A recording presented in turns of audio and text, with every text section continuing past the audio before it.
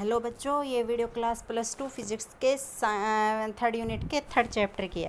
तो बेटा आज हम क्या पढ़ेंगे, bar magnet as an equivalent solenoid. कि देखो हमारा जो एक सोलेनोइड थी या करंट कैरिंग कंडक्टर था, जो बिहेवियर शो कर रहा था वो बिहेवियर एक बार मैग्नेट शो कर रही थी ना। तो हम क्या फाइंड आउट करना चाहते हैं कि हमने करंट कैरिंग एलिमेंट लिया था, जो एक आयरन पीस के ऊपर बाउंड कर दिया था, सोलेनोइड बना दिया था और वो बार मैग्नेट के जैसे एक्ट कर रहा था। तो अब हम एक बार मैग्नेट लेंगे और उस रिजल्ट फाइंड आउट करेंगे जैसे कि वो सोलेनोइड की तरह एक्ट कर रहा है या नहीं। ठीक है, तो देखो क्या लिखना है आपको, यहाँ से लिखना है a bar magnet can be थ्रोट as a large number of circulating current in analogue with a solenoid. एक बार मैग्नेट कैसे काम करेगी, जैसे करंट कैरिंग सोलेनोइड करती है ना वैसे। फिर आपको ये लिखना है to determine the similarity of a current carrying solenoid to a bar magnet. एक करंट कैरिंग सोलेनोइड और बार मैग्नेट में सिमिलरिटी लेनी है तो let us calculate axial field of finite solenoid carrying current. तो हम क्या फाइंड आउट करेंगे, उसके एक्सियल पे हमने एक इलेक्ट्रिक वो मैग्नेटिक फील्ड फाइंड आउट किया था, इक्वेटोरियल पे भी किया था, हम एक्सियल फील्ड फाइंड आउट करेंगे बार मैग्नेट लेके। और रोज अगर सोलेनोइड वाला ही केस आ जाता है तो फिर हमारा सोलेनोइड बार मैग्नेट की तरह एक्ट करता है। तो हमने क्या लिया है, हमने सपोज किया कि एक सोलेनोइड लिया है जिसकी रेडियस ए है और लेंथ है ना उसकी 2l है सेंटर से। एक l इस तरफ है और l इस तरफ है, और n है ना number of turn per unit length. ये स्मॉल n है ना, ये नंबर ऑफ टर्न है पर यूनिट लेंथ। तो कैपिटल N क्या हो गया, number of turn per unit length, और लेंथ कितनी है 2। ठीक है, तो आप देखो सोलेनोइड हमने कंसिडर कर लिए, हमने ये सोलेनोइड है। लेकिन अब हम क्या फाइंड आउट करेंगे, हमने एक केस किया था कि magnetic field at a point P on a circular ring की वजह से फाइंड आउट किया था ना मैग्नेटिक फील्ड। ठीक है, उस मैग्नेटिक फील्ड का हम यूज करके, रिजल्ट का यूज करके सोलेनोइड का मैग्नेटिक फील्ड फाइंड आउट करेंगे पॉइंट पी के ऊपर। तो उसका फाइंड आउट करने के लिए क्या करेंगे, हम एक छोटी सी स्ट्रिप काट लेंगे इसमें से, इस पूरे सिलेंडर में से काट लेंगे। तो ये छोटी सी स्ट्रिप कैसे एक्ट करेगी, एक रिंग के जैसे ही एक्ट करेगी ना। और पी पॉइंट पे इसका कितना मैग्नेटिक फील्ड होगा हम वो फाइंड आउट कर लेंगे। फिर एक छोटी सी और रिंग काटेंगे, एक और रिंग काटेंगे और सभी को ऐड कर देंगे। अब आई इसमें से करंट पास हो रहा है।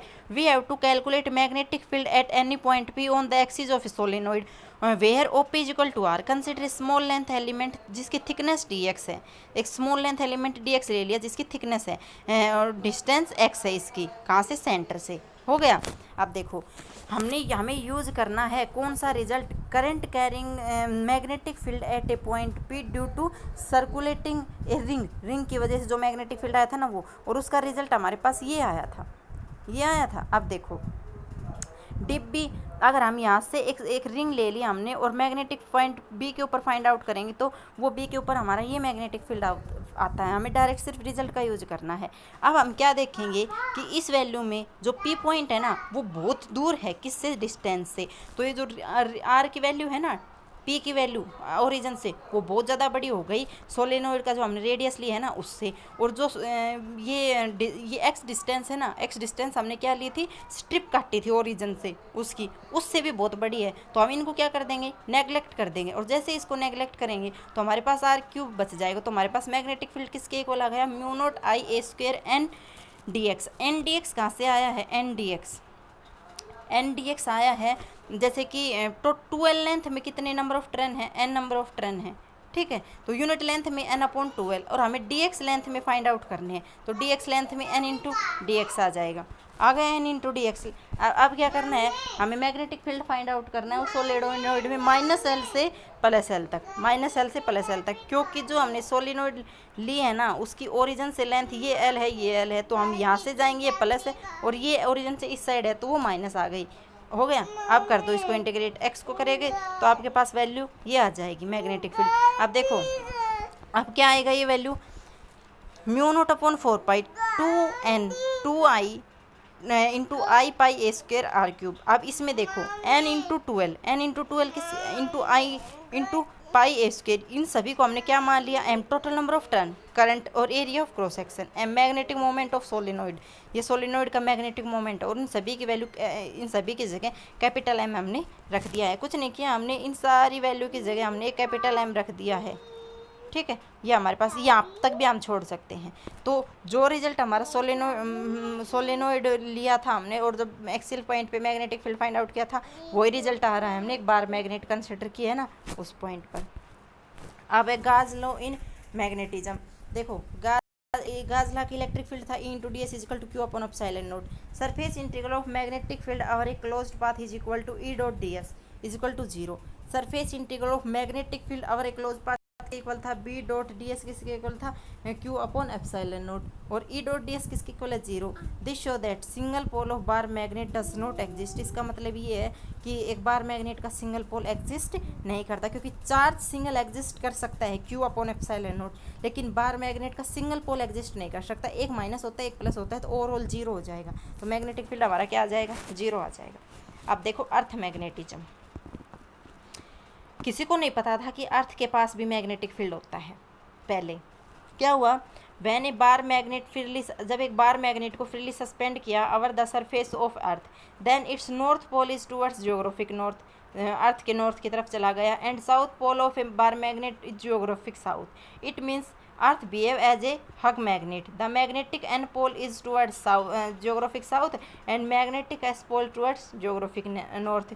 सो magnetic field line on surface of earth is from south to north. क्या बता रहे हैं कि जो अर्थ का साउथ है ना, अर्थ का साउथ वो मैग्नेटिक फील्ड का साउथ शो करता है, और जो अर्थ का नॉर्थ है ना वो मैग्नेटिक फील्ड का नॉर्थ करता है। इसका मतलब कहना क्या चाह रहा है ये कि अगर हम एक मैग्नेटिक फील्ड को, ये अर्थ का साउथ है और ये नॉर्थ है, हो गया, मैग्नेट को सस्पेंड करेंगे तो मैग्नेट किस ओर डाइवर्ट होगी, जो मैग्नेट का साउथ है ना नॉर्थ, वो साउथ की तरफ चला जाएगा, और जो नॉर्थ है ना वो साउथ की तरफ। अपोजिट चार्ज तो एक दूसरे को अट्रैक्ट करते हैं। तो मैग्नेट के अंदर मैग्नेटिक फील्ड नॉर्थ से साउथ जाते हैं, और inside the magnetic field south से नॉर्थ जाते हैं। और अगर हम अर्थ के मैग्नेटिक फील्ड को कंसिडर करें, देखो ये हमने मैग्नेट ली है हमारी, और ये है अर्थ का मैग्नेट, जो नॉर्थ पोल किस ओर एक्ट कर रहा है साउथ की तरफ, और साउथ किस ओर एक्ट कर रहा है नॉर्थ की तरफ। हमने मैग्नेट के नॉर्थ और साउथ पोल किस तरीके से दिए थे, हमने दिए थे कि जैसे हमने उसको फ्रीली सस्पेंड किया तो नॉर्थ की तरफ, एक पॉइंट नॉर्थ की तरफ गया, एक पॉइंट साउथ की तरफ गया। जो नॉर्थ की तरफ गया उसका मैग्नेट का नॉर्थ बोल दिया, और जो साउथ की तरफ गया उसको मैग्नेट का साउथ बोल दिया। लेकिन एक्चुअली में क्या होते हैं, नॉर्थ साउथ की तरफ जाता है और साउथ नॉर्थ की तरफ जाता है। ठीक है, अब देखो magnetic field at surface of earth is different for different palace. Magnetic field her palace के ऊपर अलग अलग होता है, कहीं पे ज़्यादा होता है कहीं पे कम होता है। काज ऑफ अर्थ मैग्नेट का कारण क्या हो सकता है, तो देखो है it is assume that there is huge magnet inside earth, but this theories fail because inside earth temperature is high and magnetic lose its magnetism. हमने क्या माना कि अर्थ के अंदर है ना, सेंटर के अंदर बहुत ज़्यादा मैग्नेट है, लेकिन अर्थ के बीच में अंदर तो वो है बहुत ज़्यादा हैवी टेम्परेचर है, और हैवी टेम्परेचर में मैग्नेट अपना मैग्नेटिज्म की प्रॉपर्टी लूज कर देती है। It is assume that ionosphere is responsible for earth magnetism because an earth rotate there also rotate in circular path due to gravitational field of earth and the responsible for current carrying loop and hence have magnetic field। क्या कह रहा है इसमें कि अगर अर्थ है ना rotate करती है तो ये इसका एटमॉस्फेयर भी रोटेट करता है और आयंस भी रोटेट करते हैं, और जब आयन रोटेट करेंगे, चार्ज रोटेट करता है तो वो मैग्नेटिक फील्ड बनाता है। इलेक्ट्रॉन चार्ज अगर मूव करता है तो मैग्नेटिक फील्ड बनाता है। Inside the earth is central part is known as pure in which metal are the molten state। जो अर्थ का कोर है ना, बीच का पार्ट है, सेंटर पार्ट है, उसमें जितनी मेटल मिलती है ना वो पिघली हुई स्टेट में मिलती हैं। As earth rotate these ion are also rotate in circular path. जब अर्थ रोटेट करता है तो वो भी सर्कुलर पाथ में रोटेट करती हैं, और जब ये सर्कुलर पाथ में रोटेट करती है तो मैग्नेटिज्म बनाती हैं। ठीक है, but we not know actual cause of earth magnetism, believe only on third point. लेकिन हमें एक्चुअल कारण नहीं पता कि अर्थ का मैग्नेट किस वजह से होता है, सिर्फ हम थर्ड कारण के वजह से मान सकते हैं कि अर्थ के सेंटर में बहुत से आयंस होते हैं, मोल्टन स्टेट में होते हैं, और जब वो अर्थ रोटेट करती है तो वो आयंस भी रोटेट करते हैं, और उनके साथ रोटेशन ऑफ आयंस हो गई तब मैग्नेटिक फील्ड बनता है। सम डेफिनेशन, ज्योग्राफिक एक्सिस क्या होती है, the line passing through geographic north to geographic south. ये हमारी अर्थ है, नॉर्थ से साउथ की तरफ जो एक्सिस पास होती है वो जोग्राफिक एक्सिस हो गई। अच्छा, जोग्राफिक मेरिडियन क्या होती है? A plane passing perpendicular to geographic axis. ये एक्सिस है, इसके परपेंडिकुलर एक प्लेन हम पास कर देते हैं, परपेंडिकुलर प्लेन, तो वो क्या कहलाएगी? Geographic meridian. मैग्नेटिक एक्सिस, एक मैग्नेट के नॉर्थ और साउथ पोल की जो एक्सिस होती है ना, वो मैग्नेटिक एक्सिस होती है। मैग्नेटिक मेरिडियन, इन पोल के परपेंडिकुलर जो एक प्लेन पास करते हैं वो मैग्नेटिक मेरिडियन हो गई। इसे हम डेफिनेशन से, और कुछ नहीं है। Component of earth magnet, earth magnet के 3 कंपोनेंट होते हैं बेटा। The parameter which defined earth magnetism is known as, जो अर्थ के मैग्नेटिज्म को डिफाइंड करते हैं। तो सबसे पहला आता है मैग्नेटिक डिक्लिनेशन। ये क्या होता है? मैग्नेटिक डिक्लिनेशन होता है जैसे कि एक मैग्नेटिक डिक्लिनेशन होता है, ये अर्थ का अर्थ की एक्सिस है, जोग्राफिक एक्सिस है, और हमने एक बार मैग्नेट रखी। तो जैसे हमने बार मैग्नेट रखी, तो बार मैग्नेट का भी तो कुछ कोई एक्सिस होगी ना, मैग्नेटिक एक्सिस बोलते हैं। वो हमारी ये आई, वो इसके ऊपर कौन साइड नहीं हुई कि नॉर्थ पोल पे कौन साइड हो जाए, बिल्कुल जच जाए। कुछ एंगल होता है उन दोनों के बीच, ये एंगल चेंज होता रहता है पैलेस टू पैलेस। कहीं के ऊपर ये बिल्कुल भी कौन साइड भी हो जाते हैं किसी सिटी में, किसी कंट्री में, और कहीं पे ये ज़्यादा एंगल दिखाती है, कहीं पे ये कम एंगल दिखाती हैं। तो ये जो ये एंगल होता है ना, ये होता है magnetic declination. When a bar magnet freely suspend on a surface of earth, जब एक बार मैग्नेट को फ्रीली सस्पेंड कर देते हैं surface of earth, then its magnetic axis does not coincide with geographic axis but magnetic end pole of bar magnet little displace towards west, the angle between magnetic axis and geographic axis is known as magnetic declination. हो गया बेटा?